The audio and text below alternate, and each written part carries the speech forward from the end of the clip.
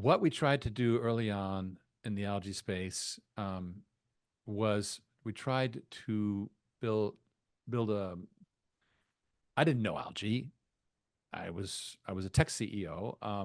My co-founding brother was a very um, a brilliant guy, but the technology he brought was only had a peripheral application, and it was a reapplication of a patent that he'd created around nano bubbles. I mean, it's a whole thing. But the point is, we were not algae domain experts. And what I've learned is make sure you get that expertise. Now, I tried, I would hire CTOs, et cetera, but they were not enough to put in place a culture that was a domain expertise culture.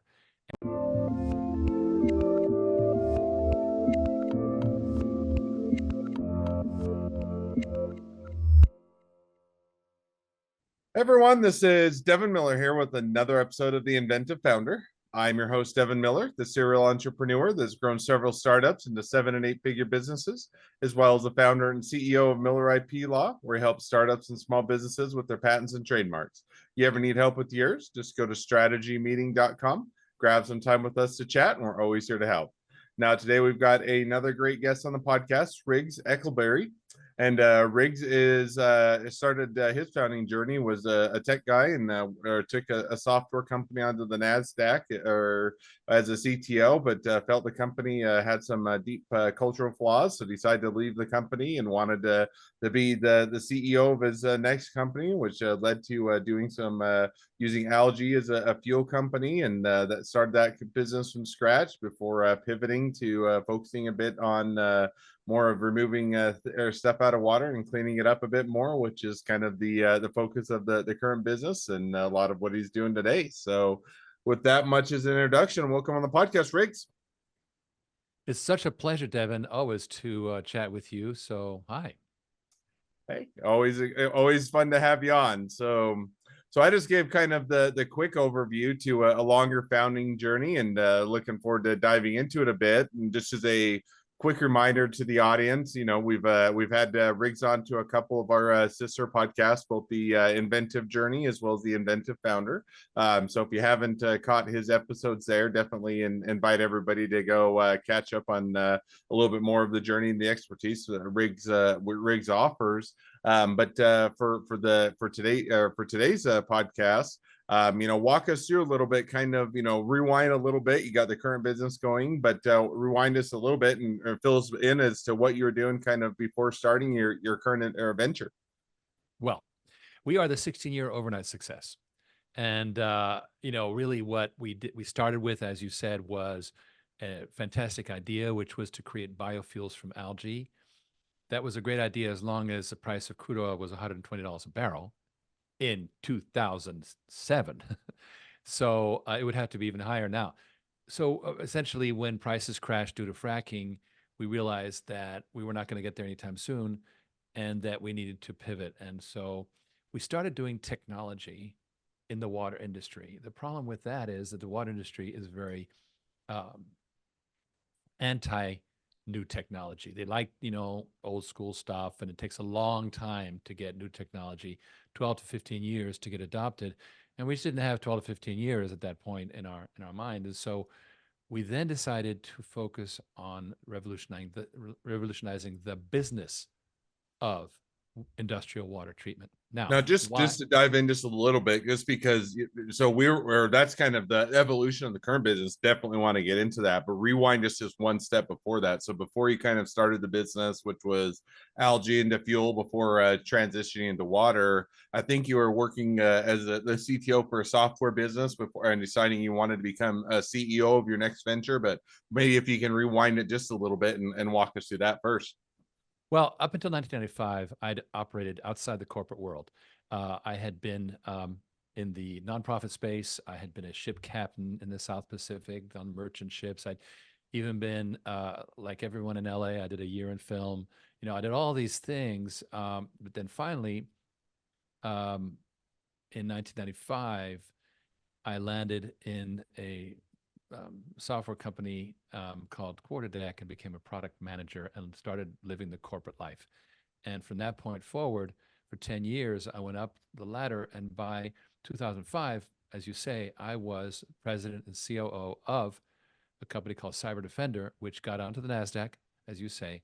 Um, and so I had sort of made my way up there in the period of 10 years, gotten a couple of, I think, three exits, .com exits down the way. And, was pretty much up to speed as a C-level guy in technology, which means that you're accustomed to disruptive, moving fast, lapping the competition, all this stuff that's kind of high speed. And then, as you said, I had a moment of hubris. I decided I could be a great CEO. Very, very bad. You should never, never do that. Do not become a CEO, whatever you do. But I was still young and younger, and so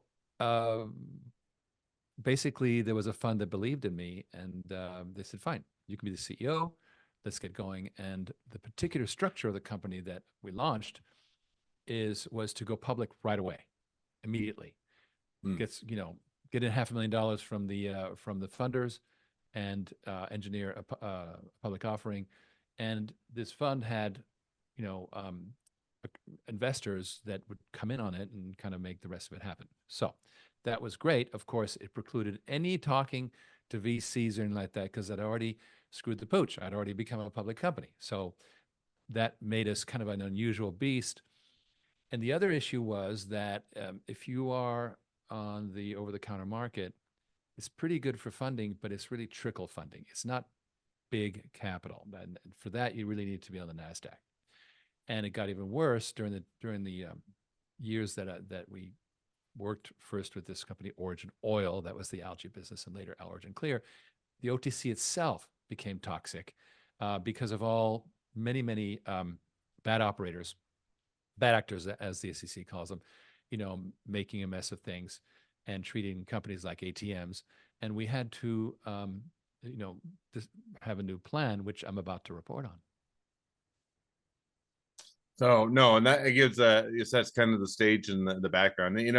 You say don't have you have the hubris or or to be a CEO, but I think that everybody that starts a business thinks that they can do it better than the person that they're either currently working for or competing against. And whether or not you're right, I think it almost requires a bit of that hubris of thinking I can do it better or differently than what's else are out there. Otherwise, no business would ever get started. Now if you always look back and you could say, I probably did there, over anticipated what I thought would be what I thought would be the way that I would be different, or the hubris and that. You probably, if you were to take a step back and realize all that's involved with BCO, to your point, you would never be it. But I think you have to have that bit of that sense of naiveness. So you go in there and say, okay, I'm going to do this differently. I'm going to be the CEO. We're going to, going to get the money in. We're going to hit the market hard, and we're going to be successful. Now, I think you just said you were doing this around 2007, 2008.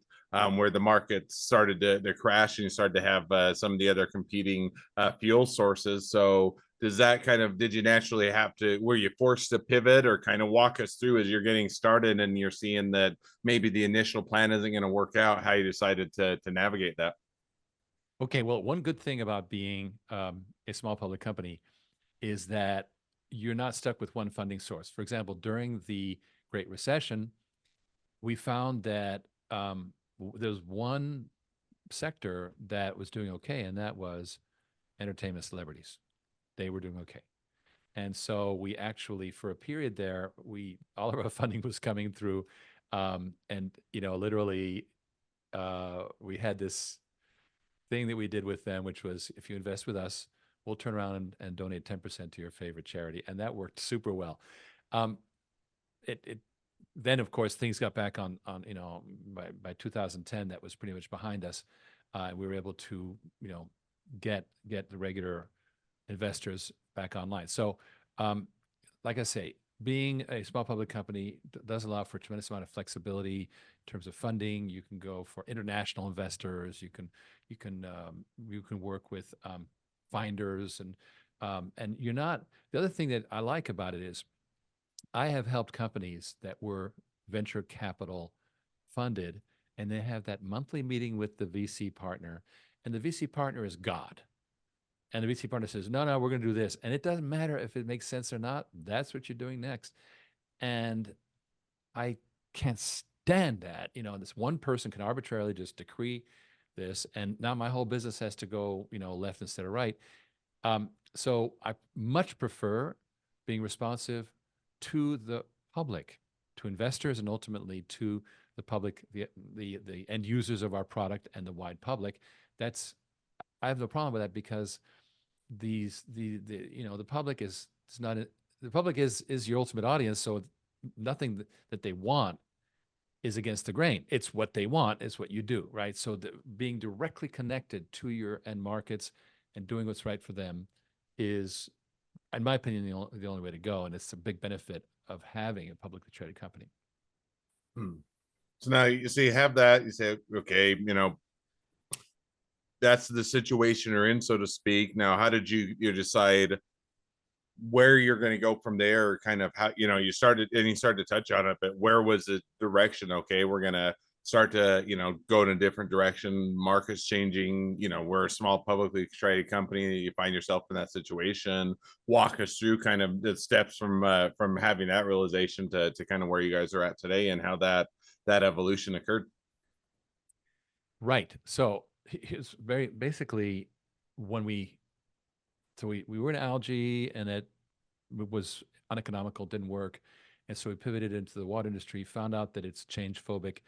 We tried for several years to make this technology for electroseparation of the solid particles, which used to be algae and it became sewage, which was a great tech, but we had this problem with adoption. And so we pivoted.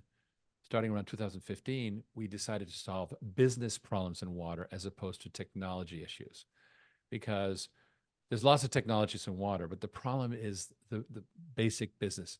And here's what we discovered. There was a very important, really, for me, a seminal um, webinar by Lux Research that basically said the new thing is decentralized water. Why? Because our central infrastructure is broken, and we have many Flint, Michigans happening, and nobody's talking about it, and climate change is aggravating it.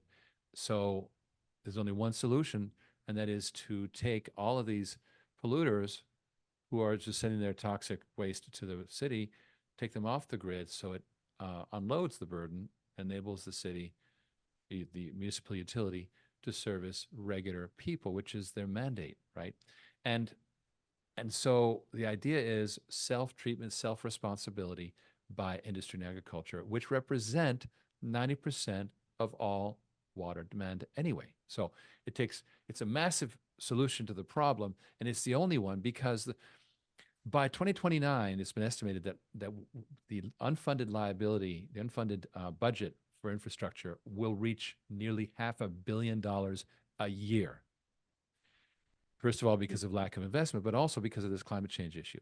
So it's just, we print a lot of money, but it's not going to go to water. We already know that. So the solution is local responsibility by businesses, and they actually like it. We discovered that they like it. And so I became a prophet for decentralized water back in 2016, where people were like, what are you talking about? I flush the toilet, everything's fine. There's no problem. And I'm like, no, there's a problem. And I got very little traction for a long time until the world caught up. For example, last year in May of 2023, there was a unicorn in decentralized water called Gradient with an A, that was established to service the high end, the PepsiCos of the world, and but decentralized. In other words, making chip fabs and food and beverage and fuel operators and so forth do their own water treatment. Pharma is a big one, and they're prestigious. They got MIT technology. They got PE private equity funds on board. Great. We're not in that space. We are more the middle class, which is, this is why the IRS taxes the middle class, because that's where the money is, right? All the action is right there in the middle class. And that's where all of the business is. And so what this unicorn did, and things like PepsiCo committing to 100% plus wastewater reuse and so forth, it made it legitimate and real. And now it's mainstream. People, companies doing their own water treatment has become standardized. Now, we created, so what was the first thing I did is I made sure we could deliver the solutions to these end users, either the big ones or the small ones, but we have two companies that do that. Done.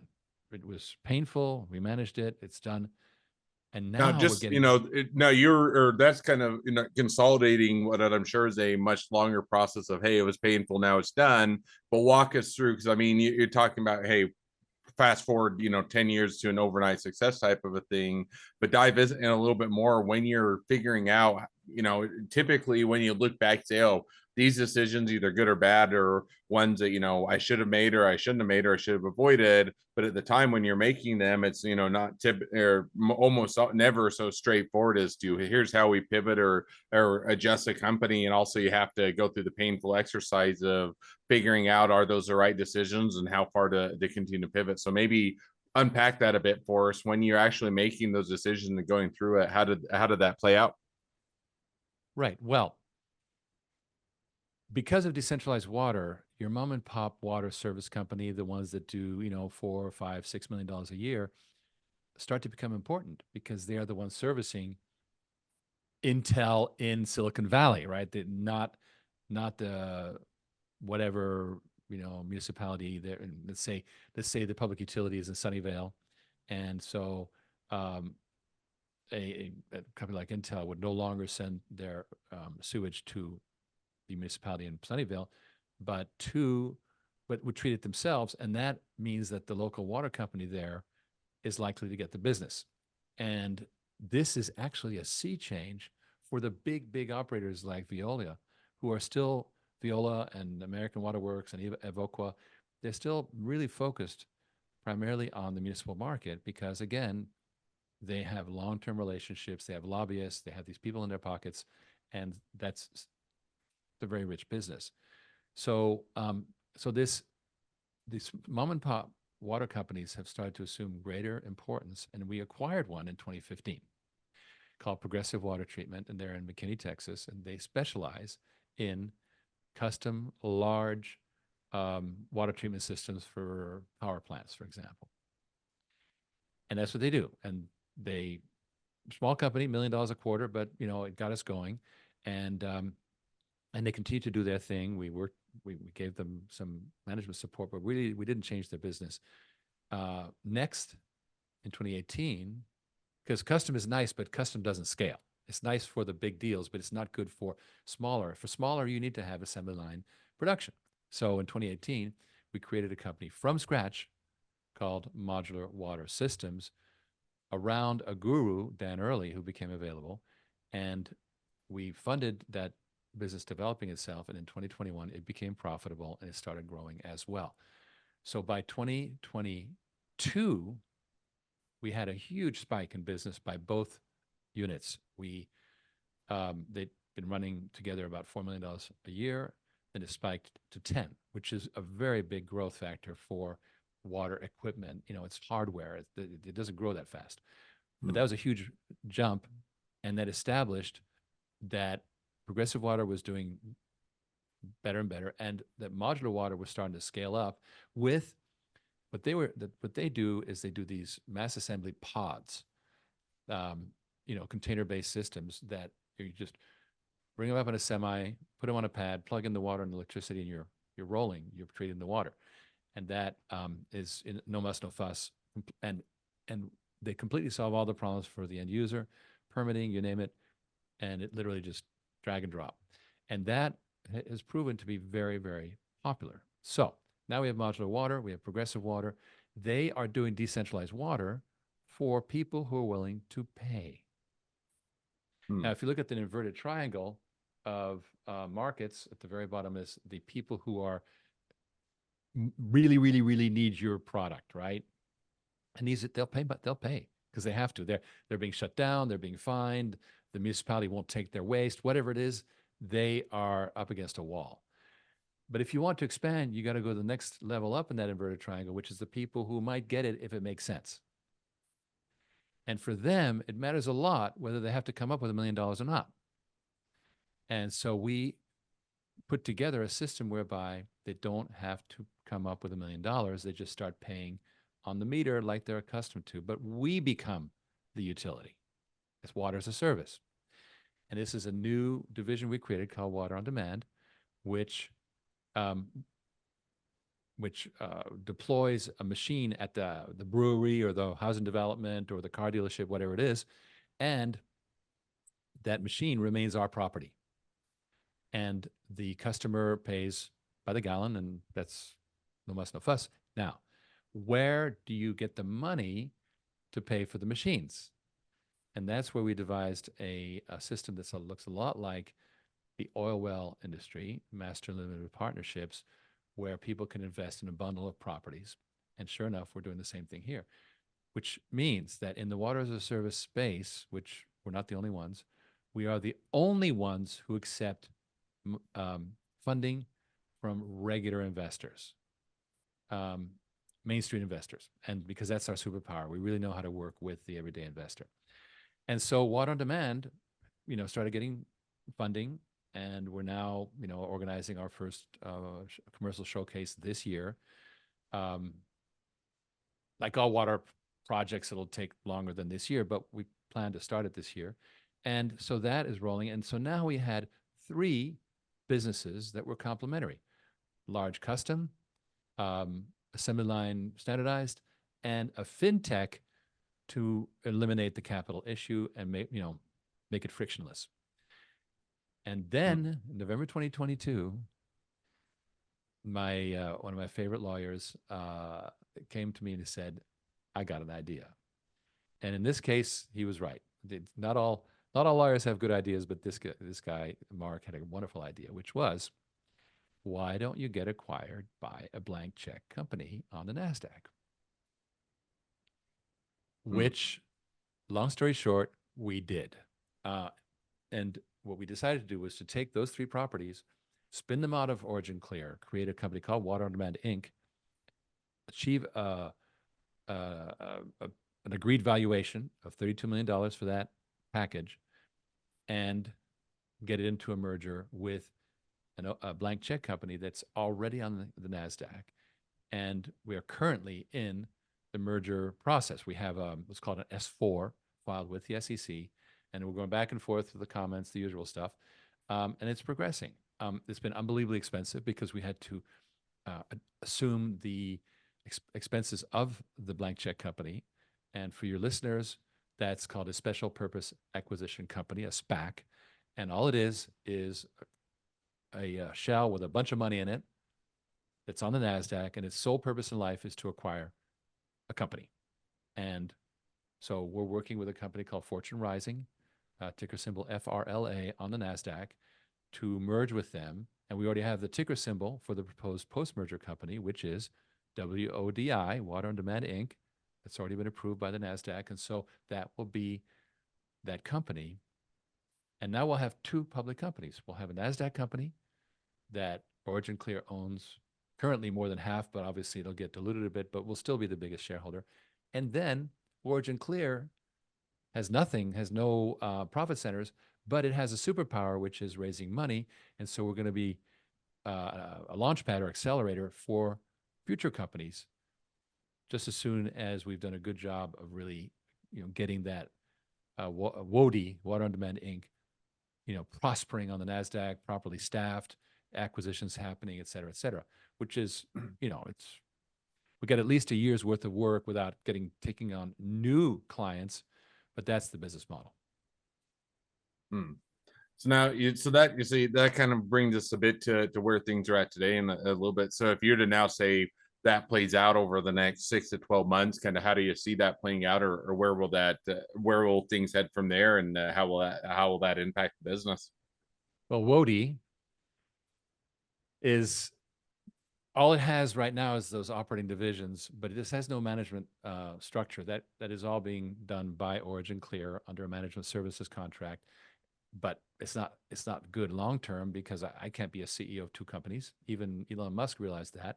So over time, and that's why acquisitions are so important for Wodi, because once it gets merged with that SPAC, there's capital, and the capital can be used for acquisitions, and that's how you staff it up. Because you acquire a strong company, you tell the owner, hey, you want to be a CEO of a NASDAQ company? That's one of the reasons why they would agree to be acquired, right?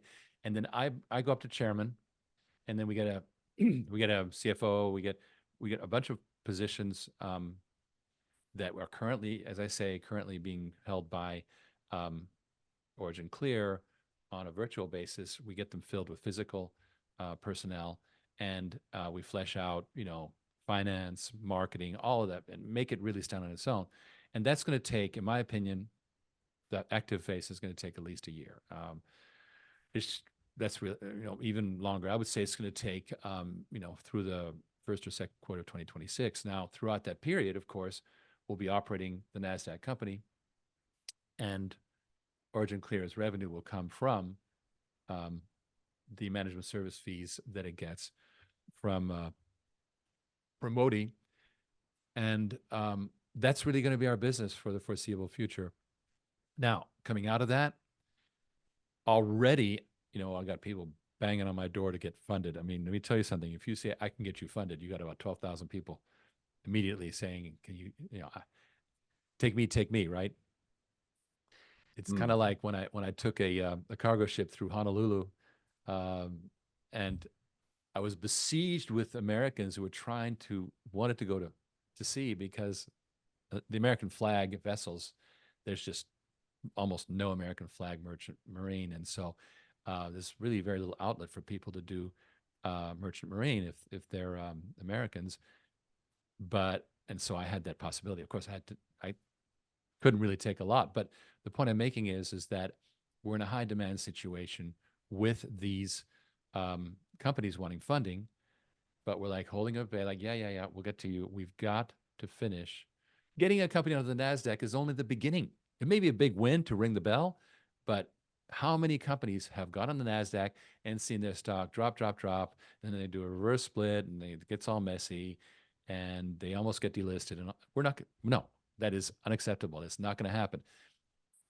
Already, we are putting in place letters of intent for the acquisitions while we're still in the merger period, so that post merger definitive agreements, bang, bang, bang, bang, we're targeting for them. And that will do wonders for top line revenue, right? Is buy versus build. And that will, now, meanwhile, the interesting part of the business, the part that is unique, is this water on demand side, the fintech. And that will be working on in parallel to build up. It needs an operating system. It needs all kinds of things to make it happen. And that is going to be the ongoing activity while we do acquisitions of profitable, strong water companies to staff up, to give us, manufacturing capabilities, um, financial expertise, et cetera. That's kind of the business plan in a nutshell.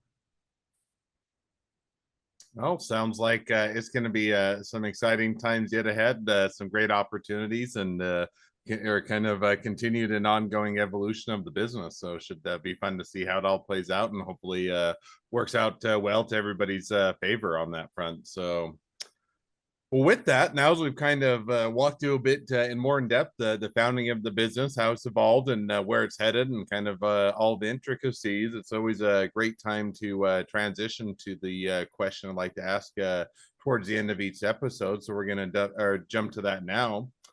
So the question I would love to ask is if you get, you said, 10 years plus in the making for to be an overnight success, but if you could go back to the early days of the business, what'd be the one decision you'd make differently? Oh, yes. Well, what we tried to do early on in the algae space was we tried to build build I didn't know algae. I was a tech CEO. My co-founding brother was a very um, a brilliant guy, but the technology he brought was only had a peripheral application, and it was a reapplication of a patent that he'd created around nano bubbles. I mean, it's a whole thing. But the point is, we were not algae domain experts. And what I've learned is make sure you get that expertise. Now, I tried, I would hire CTOs, et cetera, but they were not enough to put in place a culture that was a domain expertise culture. And in retrospect, what I should have done right out of the traps while I had was all these like these baked in supporters that came with the funding organization, bought a company right away. Just buy an algae company that's already operating in the field, that already has all the engineers, has it all set, boom, and buy versus build. That's what I would have been very, very smart, and I recognize, and then we try and we continue to try and do it in water with this technology thing, and ultimately we we did the 2015 acquisition, buying, and we did an acqui-hire where we built a company around an expert. And yes, we are doing our own thing with water on demand only because um, it really is, at one level, it's a unique baby, which is how to get regular investors into a financial instrument that we create. But at the lower level, once again, it's something that is going to require gaining some expertise, which is water as a service in the water industry is called DBOO, design, build, own, operate. Well, there's DBOO companies out there already. So we're targeting bringing those, acquiring those again to get instant expertise. So if there's one lesson I've learned is don't try and reinvent the wheel. That's an old saying, but it's now there's times when you got to do it when it's something brand new. But if it's something that's already like, yeah, somebody's already invented it, then just grab it and use it, right? And that's the biggest lesson I've learned. No, I think that that's definitely a great lesson to learn, and it's always interesting, kind of having that hindsight is 2020 and kind of what you would change and what those decisions are that never can go back and make different decisions, but you can always learn from them and kind of looking back saying, hey, what would I have done differently, or what's a change or a decision I would have done differently had I had the choice can sometimes inform the future. So definitely a great insight. So well, with that, now as we're are kind of wrapping towards the end of the episode, if people want to reach out to you, they want to be a customer, they want to be a client, they want to be an employee, they want to be an investor, they want to be your next best friend, any or all of the above, what's the best way to reach out to you, contact you, find out more? Okay. Well, what I want to do is let everyone know that I do a weekly CEO briefing every Thursday night, and it includes clips like excerpts from, for example, our interview here, but also updates about the company. It's very, very powerful. We have myself, but then we add sort of the three talking heads with three execs of the company, and we live discuss what's going on with the company. It's very, very valuable to get an insight into it. And then if you can't make 8 p.m. on a Thursday Eastern time, which it is a weird time, but we have not been able to change it, then there's a replay you can do any time. So number one. Number two, if you want to find out about becoming an investor in Origin Clear, then click on the Invest Now button. There's a green button on originclear.com. And we are now in the test the waters phase of a crowdfunding. So it's not just accredited investors, it's also anybody can join. Again, go to Invest Now, and it'll pitch you as an accredited investor. But we have, the minute you say you're not accredited, then we got a whole other path for you, and we want to welcome everyone. So to jump in now, if you're interested in, um, well, what about I'm a potential customer for water projects, et cetera, then go to our contact us, and there's a form that sends you to the various options. And then also, I'd love to have people join my X feed, which is at Riggs Eck, and the same thing for my LinkedIn.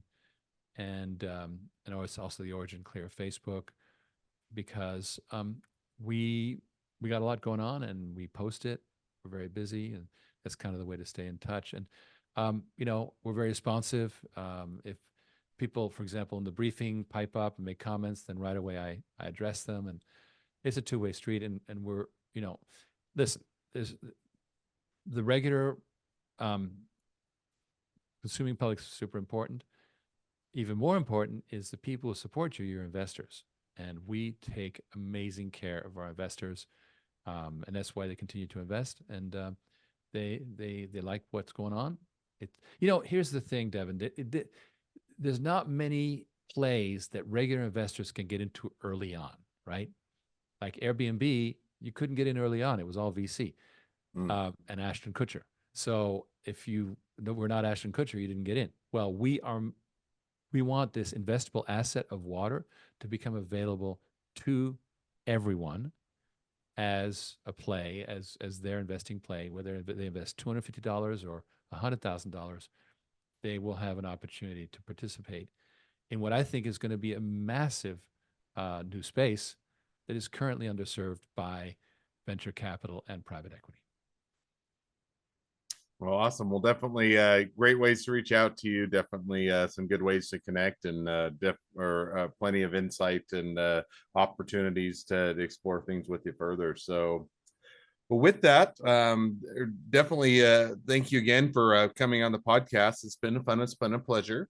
Now, for all of you that are listeners out there, if you want to be a guest on the podcast series, or if you want to be a guest presenter on our new webinar series, Inventive Firesides, definitely would love to have you. So feel free to go to inventiveunicorn.com and apply to be on either.